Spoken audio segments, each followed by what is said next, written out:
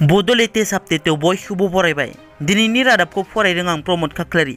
गिबि निउस दङ। आसामनि बजालि जिल्लायाव सासे 65 बोसोर बैसोनि सुबुङा बिस लोंनानै गावखौ फोथैना लादों। गावखौ फोथैना लानाय सुबुंखौ बजालि जिल्लानि पाठशाला सहर खाथिनि मुगुरिया ओनसोलनि सीतारन्जन पाटगिरि होनना सिनायथिनाय जादों। मिथिनो मोननाय बादिब्ला सीतारन्जन पाटगिरिया गावनि फिसाज्ला सानैया गले गले आनजादाव जिरायनायनि उनावबो आसाम पुलिसाव साख्रि मोनैयाव गोबां दुखुआव दंमोन आरो थांनाय बुधबारखालि गावनि न'आवनो बिस लोङो।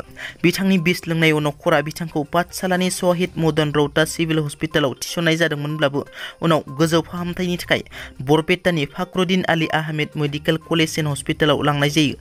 नाथाय मैया देहा फाहामसालियावनो सीतारन्जन पाटगिरि बिथाङा जोबथा हांबोयो।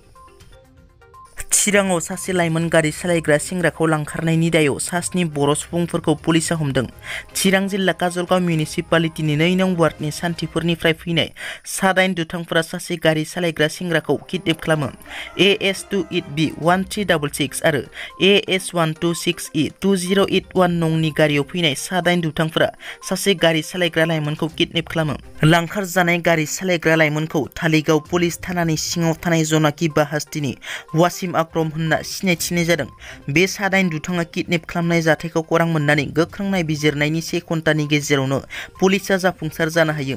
चिरां पुलिसा संदाननाय हाबाफारि लानानै बेंटल ओनसोलनिफ्राय लांखार जानाय गारि सालायग्रा वासिम आक्रमखौ बोखांनो हानायजों लोगोसे बे जाथायनि दायनिगिरि 7 सुबुंफोरखौ हमनो हायो।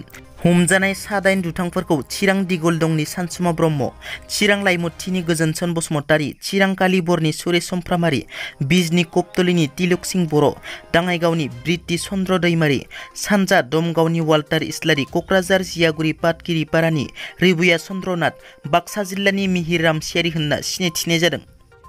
BTCनि बारग' गाहाय हाग्रामा महिलारिनि सायाव मावफुं सोद्रोमा रन्जित बसुमतारीनि बेरफोसार बिबुंथि। खौसेथिनि बेरेखायै हाग्रामा महिलारियानो। हाग्रामा महिलारिया 3,000 कौटि जाख्ल'दों आरो बेखौ साफा फोरमान नागिरनानै निप्ल'नो एसेसमेन्ट खालामनो दायित्व होनाय जादों। एसेसमेन्टआ सोलिगासिनो। खालि नायबायल' था जों मा मावनो हायो मा मावनो हाया। बे बाराव हाग्रामाखौ निमाहा होला। दाखालि हाग्रामाखौ BONSUनि आफादगिरिखौ गावथारनायनि मुङाव मोनसे केसआव सरजाबदोंमोन। बेखौ UPPLआ जेल जानायनिफ्राय बासायदोंमोन। प्रमद बर' बिथाङा हाग्रामाखौ जेल जानायनिफ्राय बासायदोंमोन। बिथाङाबो सासे बर'नि फिसा। मोजांबाबो गाज्रिबाबो सासे दैदेनगिरि होनना बासायदोंमोन।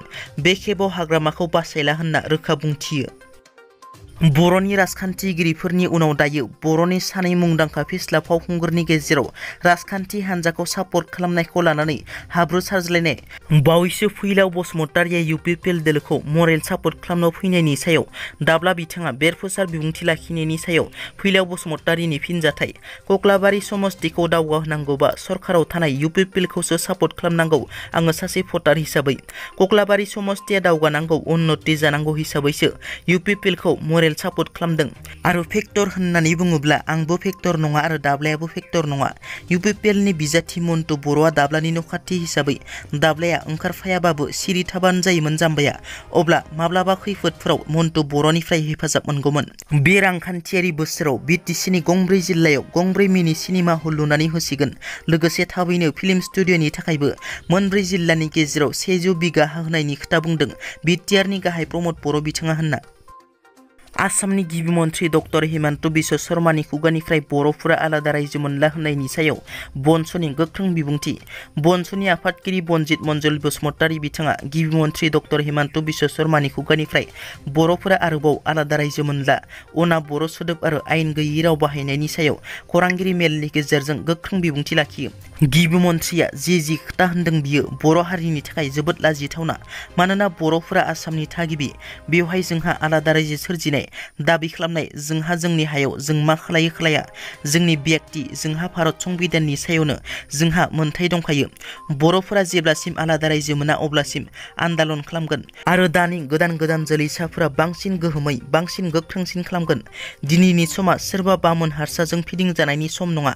दिनैनि समा बेफोरबायदि गुबुन हादरनिफ्राय फैनानै जोंनि बारियावनो जोंखौ होखारनाय, जोंनि बारियावनो जोंखौ आलादा रायजो मोनना होननायनिफ्राय जोंखौ सोंखारिनायनिफ्राय जों जानगाराव थानांगोन आरो खौसेथियैनो जों जोबथा बर' आन्दालनखौ लांनांगोन। अब्लासो जों जै जागोन होननानै बिथाङा बुंथियो। दिनैनि रादाबा एसेनोसै। नोंथांमोना जुदि आंनि चेनेलखौ दासिमबो साबस्क्राइब खालामाखै अन्नानै साबस्क्राइब खालाम। गोजोन्थों।